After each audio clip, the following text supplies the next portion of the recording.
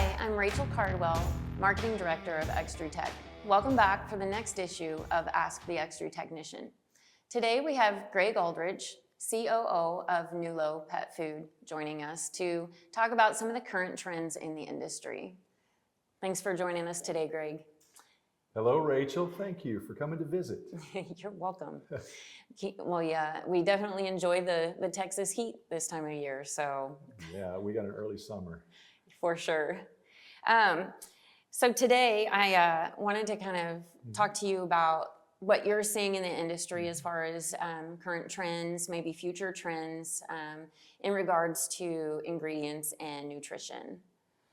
So Rachel, probably the biggest trends that I'm seeing in the industry, not so much research, but in the industry, is focused on minimal processing. So we're looking at ingredients that have fresh, or they're minimally processed, frozen, not dried and re-dried.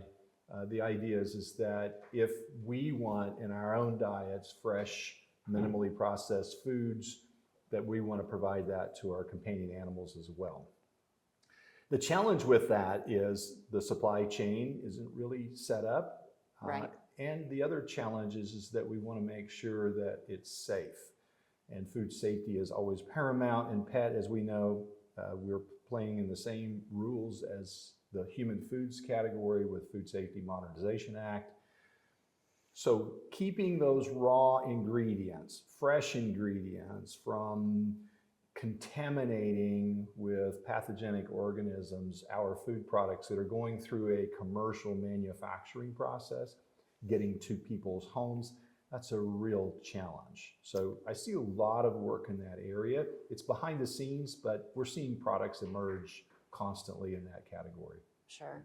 So as far as Nulo and the foods that you guys are producing, I'm guessing that trend is a trend that you guys are trying to focus on as well.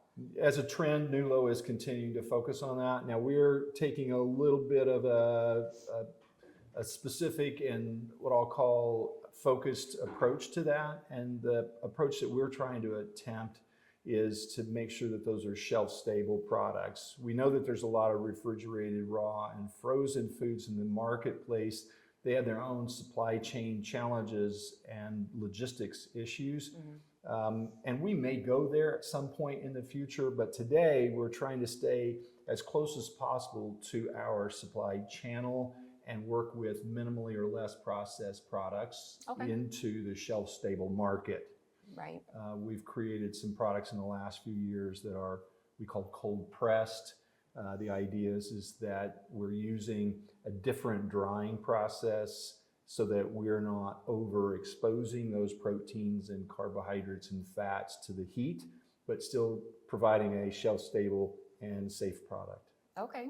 So when you're talking about the process and the drying aspect of it, is it also a different?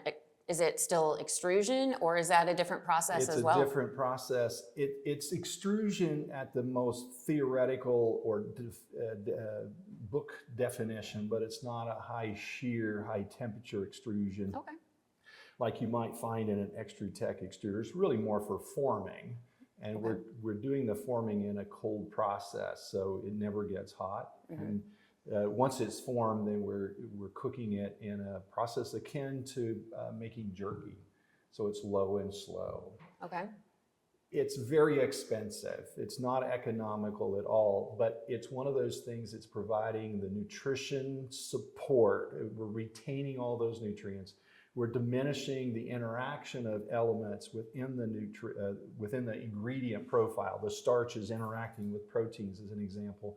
We're minimizing that through the process so that the nutrition that we're providing the animal hasn't been compromised at all. Okay. It's at 100%. Sure.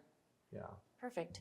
And what are your thoughts on research and development? Are you seeing any new trends in the industry when it comes to that? So, yeah, I'm going to take a complete deviation to the other end of the spectrum from what I see in industry as innovations to what I'm seeing in R&D, research and development, and most of that coming out of the universities.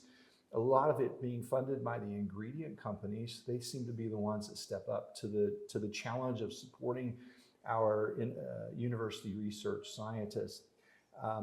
Most of that work has been in what I'll call alternative ingredients, things that are insect-based. They may be sustainable, so they're secondary, tertiary use ingredients. The idea of recyclable, upgraded or upcycled, or sustainable. So I see a lot of that work in that area. I think it's fascinating. It's generating a lot of interest in the academic communities. It may take a while for our consumers to adapt and adopt those kinds of technologies in food products. Sure.